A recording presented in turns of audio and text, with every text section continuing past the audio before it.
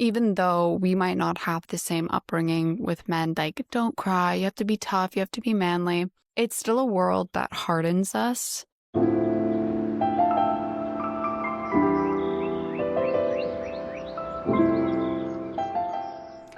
Hello, and welcome back to the Twenties Detox. I'm Bianca, your host, where we dive into all the things that I'm learning and unlearning in my 20s to elevate this decade.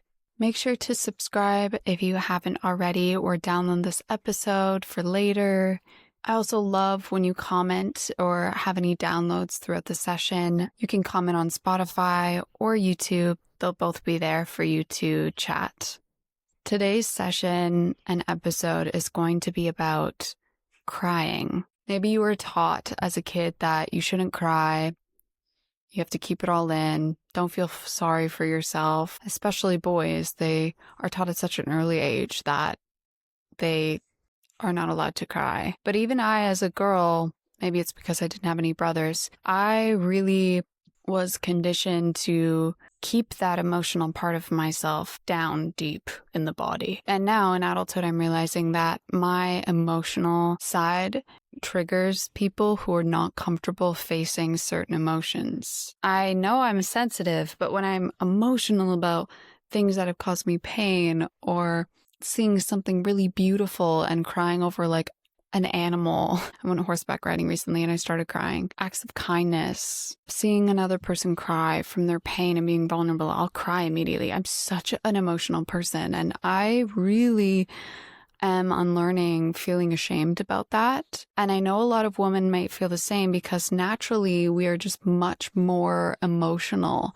and tapped into deeper parts naturally. It doesn't mean men can't do that, but we are the emotional half of the two, as people might say. And even though we might not have the same upbringing with men, like, don't cry, you have to be tough, you have to be manly, it's still a world that hardens us. So I just want to talk about what crying, spiritual crying, really means, and why we shouldn't be afraid of it, and how it's actually such a superpower to heal ourselves and help us feel really in alignment with what we want to create within our careers, within our personal life. And we really shouldn't shy away from crying. I recently did a retreat, and it was the most amazing experience ever for me, and I am going to continue sharing bits and pieces of that experience. But one of them was the release I had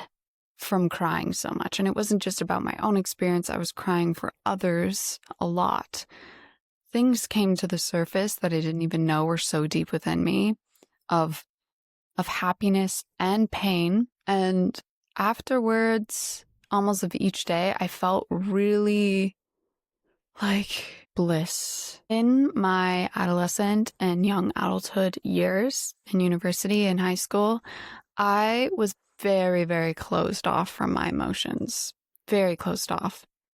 I almost felt like that part of myself was no more. Like that emotional part of me when I was a kid and I'd cry over everything didn't really happen anymore.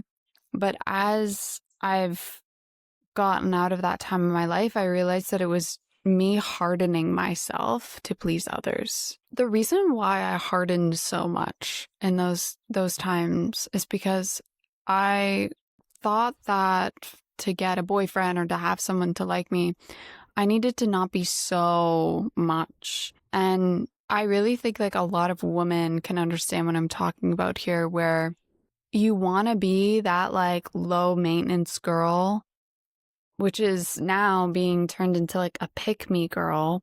And I kind of like that more, because we shouldn't want to be like this. Like it's not low maintenance. It's literally putting a part of ourselves aside just to please them.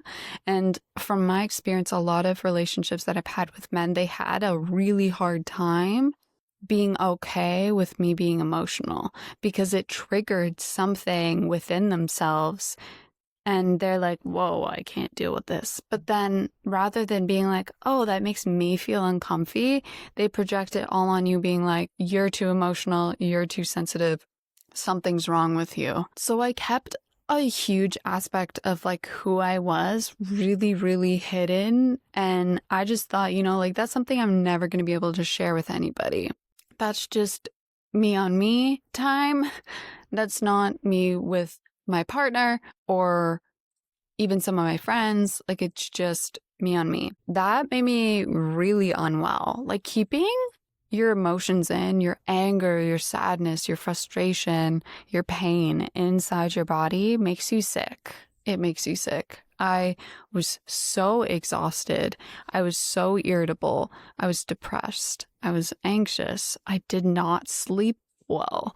I eventually got physically sick. My immune system wasn't well. And it makes me think of a lot of women that have like stomach issues as well. Like we keep our emotions so deep in us. No wonder things aren't working properly. No wonder our skin is breaking out. No wonder we can't digest our food. No wonder our nervous system is not regulated. We're not allowing ourselves to feel. And I know that a lot of us probably in this wellness community has heard like to heal is to feel, where you actually need to give yourself the opportunity to feel your emotions and cry and let it out. But we put these reasons as to why we can't have that. Like maybe it was me where I was younger being like, well, I want a guy to like me, so I can't really unlock that part of myself, kind of open the floodgates of all these emotions because it's going to make a lot of people uncomfortable. So now I'm able to do that for myself and not feel overly ashamed in who I am as a very sensitive person when I am emotional and I do cry. And I will say the time that helped me realize that importance was during the pandemic when I had lost a friend and a little like a wisdom voice was saying like, you need to feel this one. You can't keep it within yourself. And I let myself cry like as much as I needed to. Even when I was at work and I needed to cry and I needed to let some emotions out, I'd go to the bathroom and I'd just like let myself cry for a few moments, take a deep breath and let it go, and then just like continue my day. Because I will say, yeah, we have to be realistic. You can't cry at your desk all the time or at any moment without maybe having some people want to know what's going on and you might not be ready for that. Like crying can be just for you. It's not for the attention of other people caring for you. And as I'm going to share some information I've learned, like crying is extremely spiritual. It can be extremely spiritual. I think it's such an overlooked part of healing in general and spirituality because we're taught to be very disconnected, like detached. Even the feminine energy of not over attaching to things, receiving what is being given and not over labeling things that are happening, whether it's good or it's bad. But then we forget that there's a lot of pain from years and years and years ago that we haven't processed. So when triggers happen, that can be a fragment of that pain. We don't always spend the time being like, what is that in me that I need to heal from? A lot of us go the other way, the safer way for our ego to displace it and say, hey, that's a them problem. How many of you have gotten like really frustrated when your boyfriend or your girlfriend say they do something that is such a deep wound in you and you're like, oh, I hate that. Like, even if it's not about me. And they're like, oh, that person was really sensitive. They could have like total, like they could be telling the truth being like, yes, they are sensitive, but I have like associated sensitivity with a lot of negativity with weakness. And that's what I really want to get to. That crying is a sign of weakness. We've been told that. That is what we are unlearning today.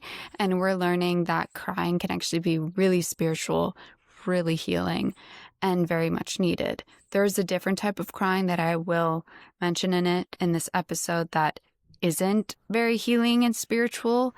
It isn't something to be ashamed of, but just to notice within yourself.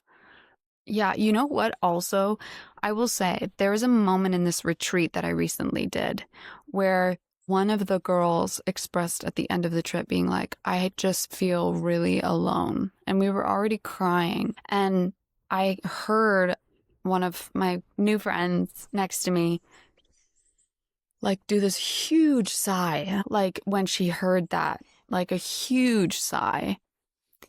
And it flashed back to memory of the movie Midsummer, which is a horror movie. I don't know if any of you have watched it, but Midsummer had a really, really interesting moment. Danny, who was played by Florence Pugh, there is a period in that where she referenced her boyfriend, Christian, sleeping with another girl. And it brought her a lot of pain, a lot of confusion, a lot of sadness, anger.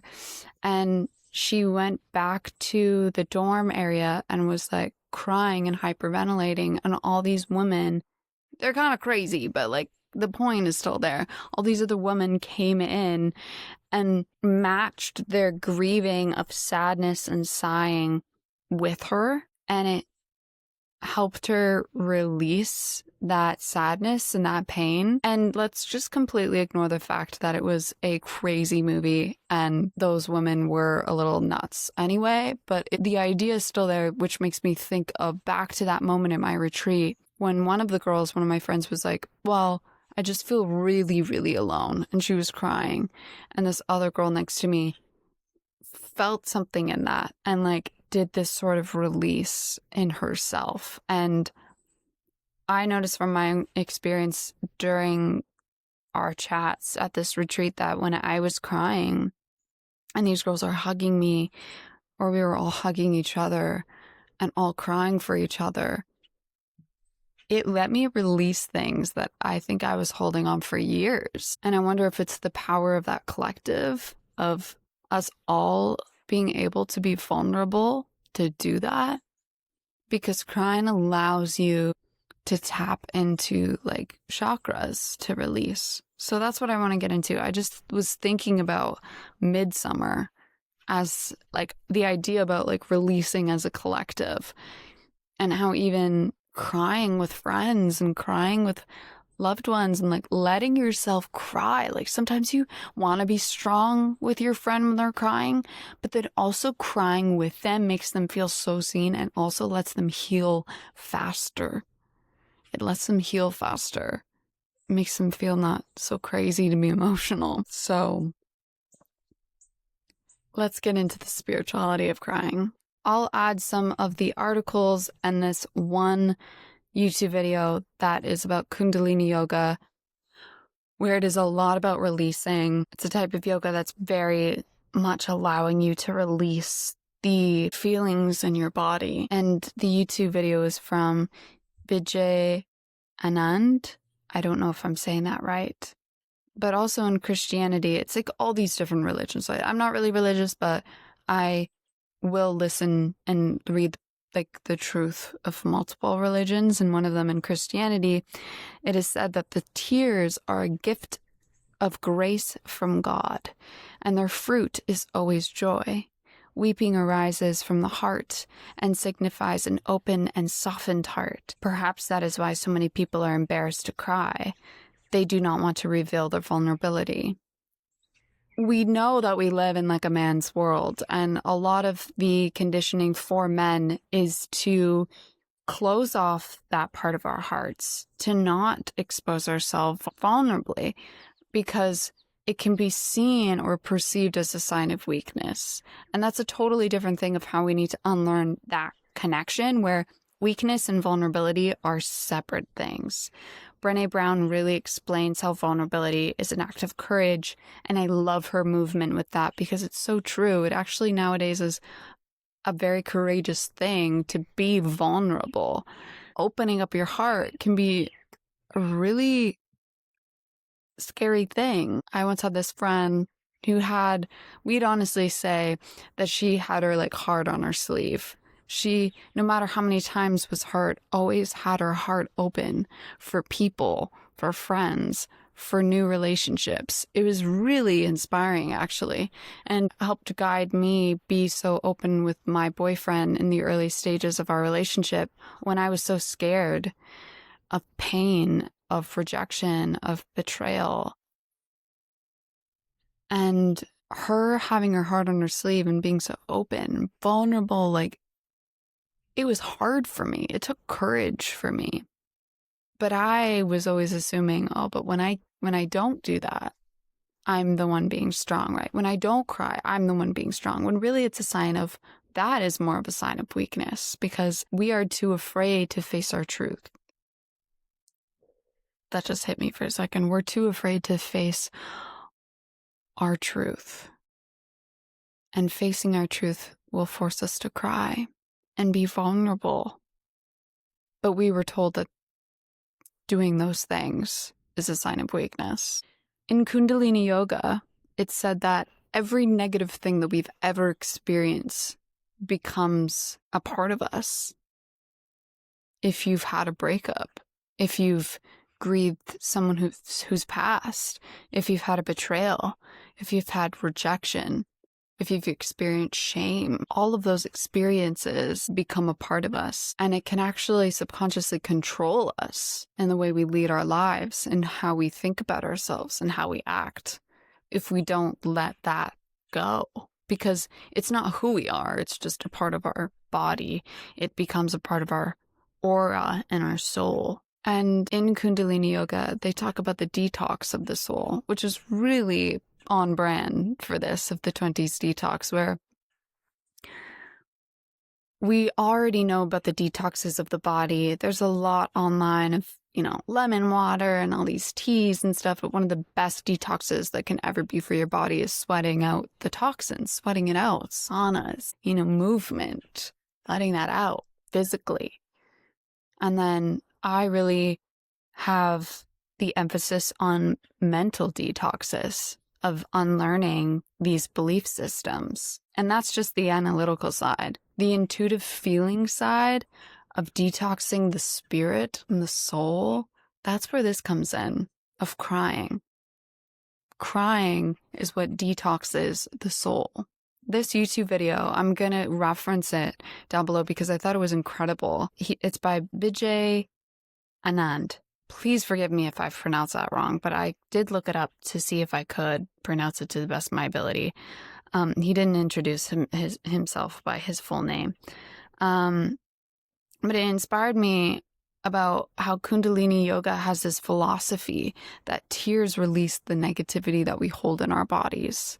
And he talked about his experience of getting into Kundalini Yoga. He did a different practice of yoga before, taught differently, and he was recommended to try this 45-day Kundalini Yoga challenge to teach it. And he wasn't even really going to teach it, but he wanted to know how it felt, because his very first session, when he was holding his hand on his heart and another hand out there, and he was like chanting a mantra, he cried throughout the whole thing. And it amazed him because he never really was like that. And every single yoga practice that he had, he was crying. And it made him question what was happening to him. And then he went up in the YouTube video to go about talking about these stages of enlightenment and how these stages of enlightenment happen through crying. So I'll briefly sum up some of the things that he explained in it, but I would really recommend watching that video. It's very quick. I have to tell you guys about quite literally the most beautiful experience I've ever had, and it was at the Serenita retreat in Umbria, Italy. I went this summer and it was honestly life-changing. I have to say, this whole retreat is designed around connection with yourself, with these other women of all different ages on the gorgeous Italian countryside. What I loved most was how relaxed the schedule was in general. Nothing was rushed. Everything was very co-created with all the women, and there was space to lean into whatever you needed most, whether it was yoga, journaling, exploring olive groves around you, or simply slowing down with a glass of wine at sunset. At the end of it all, these women that all came together, they kind of felt like my soul family. So if you've been craving a little recharge, reconnect of your own, there is an upcoming retreat from October 10th to the 17th. Very short notice, but I mean, be spontaneous. Why not? In Sardinia, Italy. There is one spot left. And if you just reach out to them saying you came from here, you will get €300 off. Hop on it quick. If you can't get this one, there will be some in the future. Okay, let's get back to the episode. The first stage of enlightenment is when you release the garbage from the first three chakras. And the chakra order from first to the last one is your root chakra right at the bottom of your spine, your sacral chakra right in the, pubic area, your solar plexus, which is right there where your tummy is, your heart chakra, your throat chakra, third eye, and your crown chakra. And I think a lot of us that know about this, we'd love to go straight to the heart or straight to the third eye, get that intuitive download or open ourselves to love. But we overlook the importance of unlocking the first three, which is almost the most scary of them all. Root chakra is your security on earth. And if you feel really not secure in yourself and your finances and your even worth in general, feeling not afraid of life, but excited for life. Getting rid of that sacral, which is about your creativity, your sexuality, getting rid of that shame so that you can lead with love and sensuality and not feel like it's something dirty about yourself. Your solar plexus, that confidence, your power, the fire in you. A lot of us are afraid of doing what we really want to do and expressing ourselves fully with our body, with our choices. Those three chakras hold so much garbage that limit us. And I always have to come back to realizing, yes, I'd love to get an intuitive download to know what I want to create, to know what I want to share, but I can't access that very well unless those three have been cleared. So that's why he says the first stage of enlightenment is really releasing all that pain, because a lot of that area is pain and shame, guilt, fear, anxiety. That's where it sits, down there. So as he's doing this kundalini yoga, that's usually the first thing that comes up is you might have thoughts and feelings about something you didn't even really know is still there. Anger is another part in there. And actually on my retreat, I was feeling a lot of shame, sexual shame, which I think is going to be a totally different episode because I was raised Catholic. And I think to this day, I still struggle with that religion because of the shame that it's instilled in me. And I don't really believe that something that's supposed to be so uplifting and amazing and this higher purpose of love should make me feel like that. So I really need to, that's another journey that I'm on. So sexual shame was coming up, and I think the reason why I was able to let it come up because I felt safe. Your body needs to feel safe to let this go. Otherwise, it's going to hold on until you do put yourself in a situation that feels safe. And what better way to release sexual shame than to be with a bunch of women? You can wear what you want to wear and not be overly objectified and sexualized. You are just you. And even some of the ladies were completely topless swimming and they felt so free, but I still had too much sexual shame in me to even do that. I feel a lot better now even than I was a week ago, but that was something I recognized. Shame kept coming up. Another thing coming up, some sense of jealousy, where the idea of competition between women came up, and I was able to let that go. Not so much sadness and anxiety. I think I really have worked on letting those go, but you'll notice in times when you allow yourself to feel safe, like maybe doing kundalini yoga or doing a retreat or spending a weekend, and I recognize that that's something I need to like really get into and make sure I release that for myself, because it's so important creatively, first of all. Yeah, so sexual shame is something I'm just recognizing needs to be released more in me so that I can just like not have that be a thought in my head that contributes to like fear of men in general, because I think that's really a part of it for me. Is it's hand in hand, and any women who've gone through any sort of like sexual harassment or assault will understand that it's this mix of feelings of shame and guilt and anger and fear and sadness. It's so complex. That's also what makes me think of trauma release in general. Why it's so crucial to release that and let yourself cry to release it.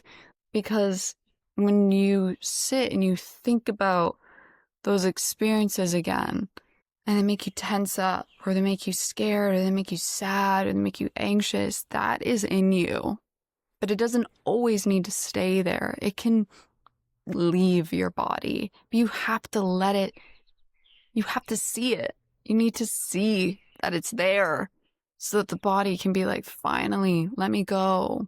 But it's a defense mechanism. It's a way to keep us safe. Just like it's a way of our egos, when we're triggered by somebody else being emotional, to not feel okay in that moment and maybe be like, oh, you're being too sensitive. It's a way of us protecting ourselves. Because think about it. If you might be sharing something that is really upsetting to you and somebody is trying to, brush that off and say it's not that important or you're being too sensitive, they might not be able to face an extremely similar situation within themselves. If somebody with body image issues cannot sympathize for another woman that is expressing something about her body without maybe them being a little like harsh or like brushing it off that it's not that important or you got to get over it, they haven't come to terms with their own body image problems because they can't hold this space for others. The way that we hold this space for others is by making sure we first hold that space for ourselves. So I went into a lot about the first enlightenment or release. The second enlightenment release is when it hits your heart. And Bijay explains that when it reaches your heart, it's a different kind of crying. This one is more like crying about life. Like when I cried about the horses around me, when I cried about how beautiful a tree is, or I can easily cry when there's beautiful plants growing in my garden, or how much I love my partner and my sister and my parents, and start crying over my love for them, my love for life. That's your heart chakra. That's the second stage of enlightenment, when your heart is being able to soften and open. Like in that, what I was mentioning with Christianity, that God believes, or the philosophy that it's a grace from God to enjoy life. But you need to first feel that pain before you get there. The next one, your throat chakra, is when I think from what he explained, it's like, this is when you're recognizing it's more than just you, it's more than just your life. You're recognizing the interconnectedness of everything around you, the animals, the trees, the homeless person on the street, the president of the United States, the interconnectedness of every human on this planet. We're all connected, whether or not we want to admit that we are.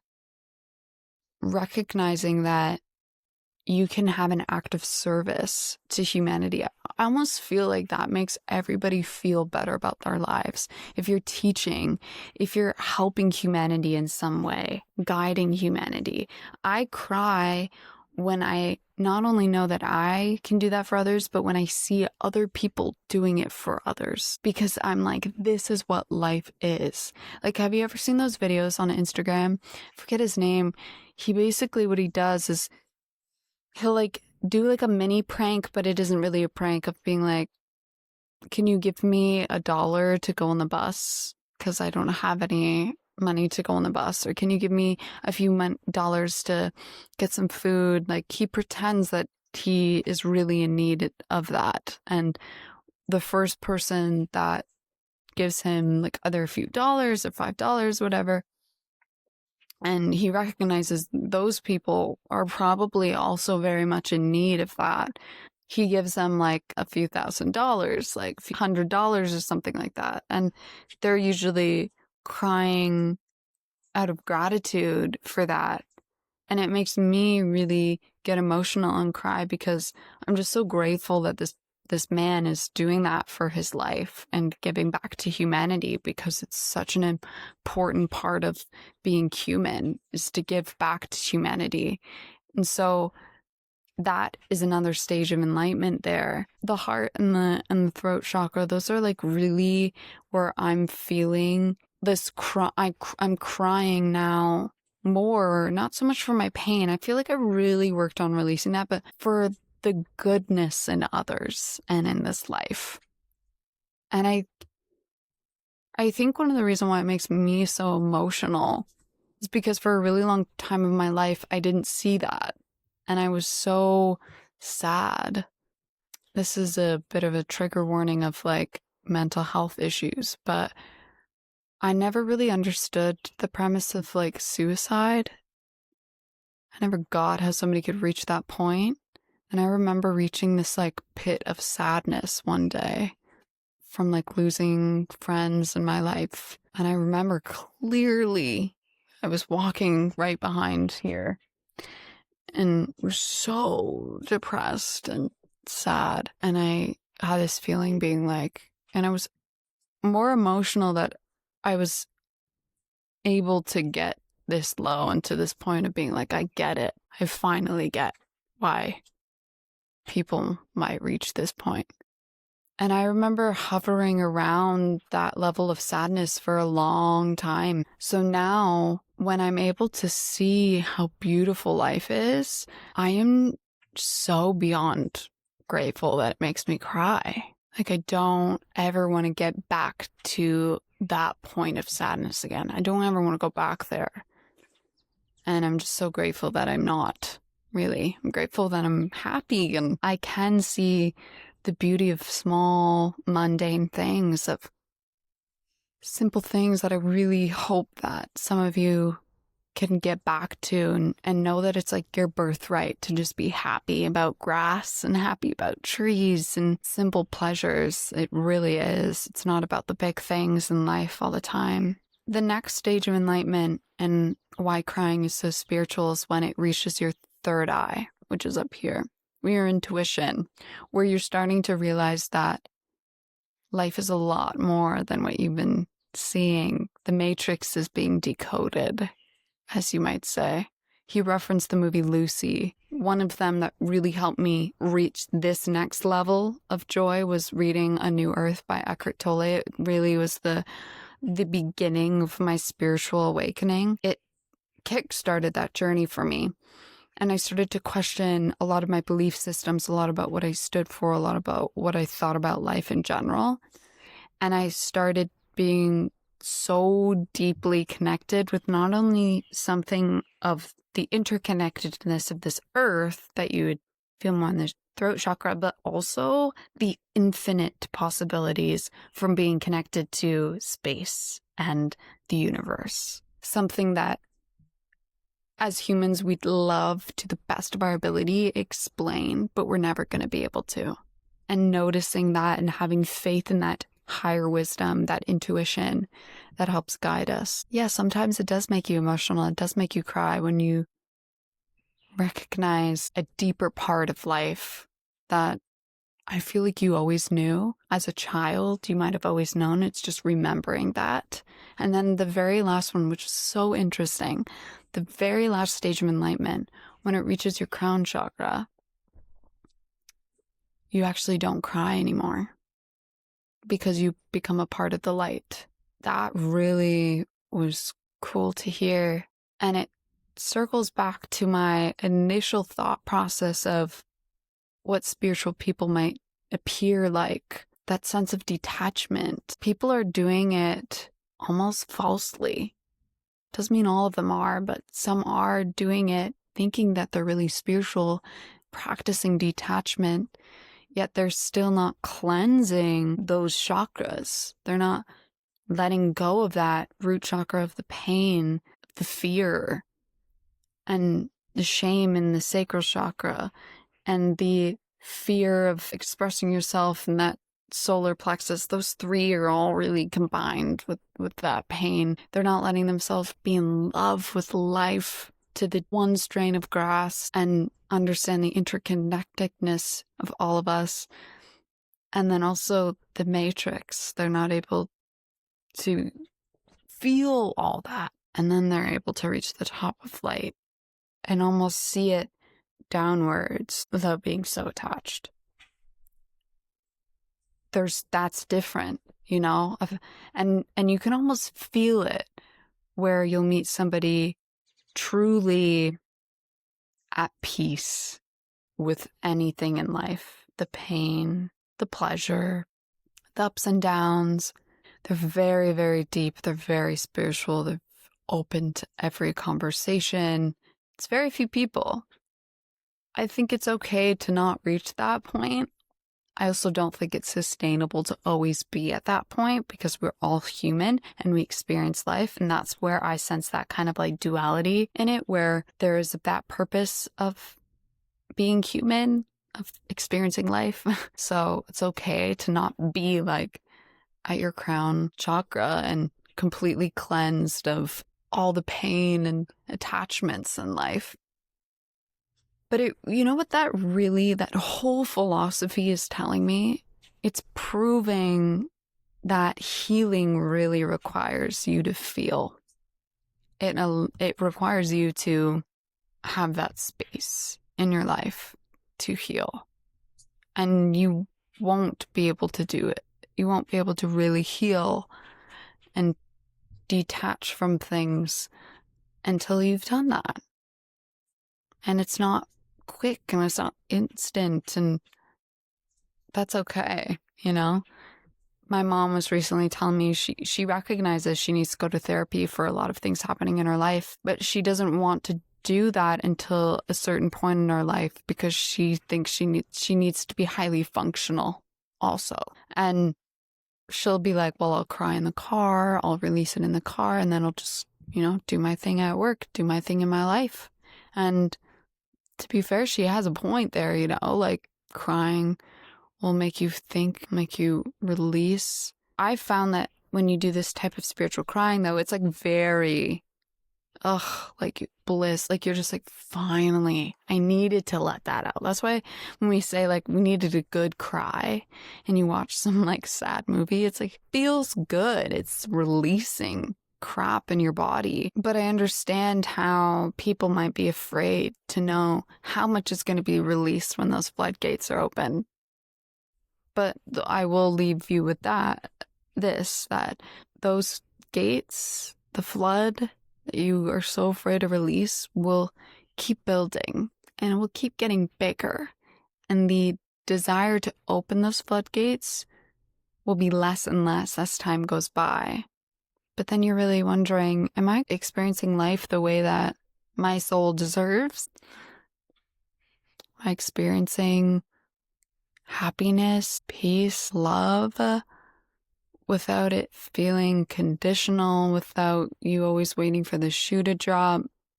Now, because I'm so comfortable with crying, I'm able to do it as time goes without it consuming me, without it taking me out for a while. And I think that's the goal, because I don't really know if I'll reach the crown chakra stage until maybe 90. But yeah, that really, opened my eyes about some things. And he finalized the whole video just really briefly, and I'd love to look more into it or hear your guys' thoughts about it, of how there's two different types of crying. The first type is that spiritual crying, like I've just explained, but the other type is you're using it to stay in a victim mindset. Like, it's one thing to release, but it's another thing to like keep dwelling on pain. Let yourself feel, but don't dwell. Don't let it consume you. Don't let it become part of your identity. Jada Pinkett Smith is amazing, and she had an episode with Jay Shetty once about how she really needed to retrain parts of herself and unlearn from the ego to be like, oh, you think you have it bad? Wait till you hear my story. And how many of you can relate to that? Like the pain you've experienced, the trauma you've had, we almost hold on to it like a crutch, like as a reason to explain why we have outbursts or why we get sad or why we're anxious. And I don't mean to discredit you, or maybe you might feel a little weird me saying that, like a little uncomfy, because I caught myself numerous times when I was hearing other people's trauma and thinking like, wow, that was like your big trauma was like my daily life. So is that really trauma? And I caught myself. That was my ego being like, oh, you think you have a bad? Wait to hear mine. And I hold on to my trauma, my pain. And I didn't let myself cry about it and release it. I would maybe do it while trauma dumping, but then be like, I'm going to bring that back. I'm going to keep that with me because I need that. It's a part of me. Do you understand the difference there? Am I explaining that properly? I think the premise of those differences is detachment or attachment. If you're able to detach from that, to make it no longer a part of you and let yourself feel and release it, that's spiritual crying. The other type of crying that isn't crying, that's not spiritual, is when you continue to keep it a part of who you are and what's happened to you. A lot of lessons today. A lot of lessons today. This past week of me crying at this retreat, I will say I still have this like little feeling inside of me being like, was that embarrassing? Did I just embarrass myself? Did I cry maybe a bit too much? And a lot of the girls and I were really trying to just support one another, being like, we have to stop feeling ashamed for crying. It's so powerful. And you want to know why it's powerful? Because if you're able to reach even to your heart level and lead with love, and then your throat chakra of being an act of service and connecting with humanity, and then your intuition, being guided properly in what you're supposed to do with your life, those are the people that have the best lives, in my opinion, deepest, rewarding lives. And it's not always that it looks all glamorous, but they feel like they've won the lottery. They feel rich nonetheless, you know? And that's the ultimate power. I will share this final thing. This one lady in this retreat was like, I think we are associating power to how men have described it, of domination, of physical brute force, when really power can be otherworldly and something we can't even see. It's just something we feel intuitively, like this force of a person. That's so powerful. But I think that's what I'm going to love and leave you with today. I really hope that you enjoyed this episode and it helped you on this journey of She Breaks Barriers. And I hope that in this next week, you let yourself cry and not be so ashamed about it, and maybe even journal about it. But if you did enjoy this episode, make sure to share it with a friend, somebody who is also an emotional being like me and might really feel seen. Yeah, I hope that you enjoyed it. I love you all so much, and I can't wait to talk to you next week. Bye.